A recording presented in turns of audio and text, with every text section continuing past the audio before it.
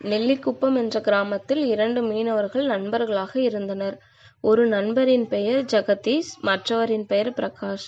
இருவரும் தினமும் காலை நேரத்தில் கட்டுமரத்தில் ஏறி மீன் பிடிக்கச் செல்வதை வழக்கமாகக் கொண்டிருந்தனர். ஒருநாள் காலை நேரத்தில் இருவரும் வழக்கம் போல் மீன் பிடிக்கச் சென்றனர். அன்றைய தினம் மாலை நேரமாகியும் கூட இருவர் வலையிலும் போதுமான மீன்கள் சிக்கவில்லை.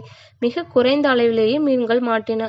கரையை அடைந்த இருவரும் தங்களுக்குள் கிடைத்த மீனை பங்கிட்டுப் பார்த்தனர்.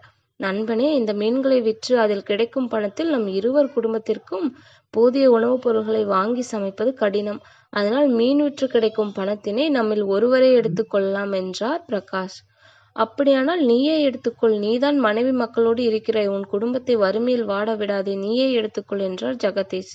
இல்லை நண்பனே, உன் குடும்பத்தில் 2 நபர்கள் அதிகமாக இருக்கின்றனர், அதனால் நீதான் எடுத்துக்கொள்ள வேண்டும் என்றார் பிரகாஷ்.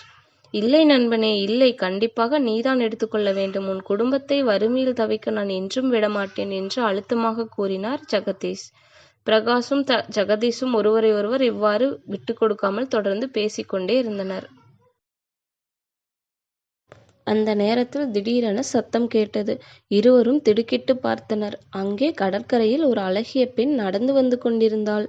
அந்த பெண்ணை பார்த்து இருவரும் திகைப்புடன் நின்றனர். அந்த பெண் தேவதை போன்று காட்சியளித்தாள். அந்த பெண்ணின் முகத்தை இருவரும் உற்று பார்த்தனர். மீனவர்களே, என்ன அப்படி பார்க்கிறீர்கள்? நான் தான் இந்த கடலில் வசிக்கிற கடல் தேவதை. நீங்கள் இருவரும் ஏதோ வழக்கு நடத்தி கொண்டிருப்பது போன்று தெரிகிறது. அது என்னவென்று அறிந்து கொள்ள வேண்டிய உங்கள் அருகில் வந்தேன் என்றாள் கடல் தேவதை.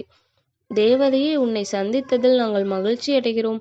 நாங்கள் இருவரும் பிடிக்கிற மீன்களை பங்கு போட்டுக் கொள்வோம். இப்போது எங்களுக்கு குறைந்த அளவு மீன்களே கிடைத்துள்ளன. என் குடும்பம் வறுமையில் வாடும், அதனால் மீன்களை எடுத்துக்கொள் என்கிறார் என் நண்பன். என் குடும்பத்தை பற்றி எனக்கு கவலை இல்லை, ஆனால் அவர் குடும்பம் வறுமையில் வாடக்கூடாது என்பதற்காகத்தான் எல்லா மீன்களையும் விற்று கிடைக்கிற பணத்தை என் நண்பன் எடுத்துக்கொள்ளட்டும் என்று சொல்கிறேன். என் நண்பனோ அதனை மறுத்து என்னை எடுத்துக்கொள்ளும்படியாக சொல்கிறான்.